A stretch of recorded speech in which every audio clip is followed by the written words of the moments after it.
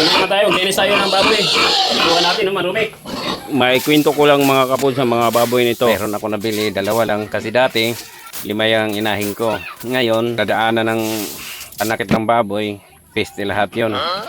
Yung 5 na inahin, mayroon anak yan. 60 plus nga biik. Kasi bawat isang inahin, mayroon 16, mayroon 10. Kaya umabot ng ganong kadami. Sa 5 inahin yon. Kaya naubos lahat yan mga kapobs. Pero hindi tayo mawala ng pag-asa, hindi tayo susuko. Ganyan talaga pag naghahanap buhay. Hindi naman lahat nga puro ka lang bulsa, puro kabig. Sinasabi pa nila puro kabig, walang tulak. Kaya ito ngayon, huwag tayo susuko, walang yun talaga ang buhay.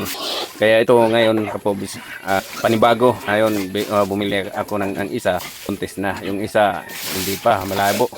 Hindi nag-init. 7 months na ngayon. Medyo palugin ako niyan, pero okay lang, sawa ng Diyos. Panibago na naman tayo. So, kapobs, see you next time. Maraming salamat, kapobs.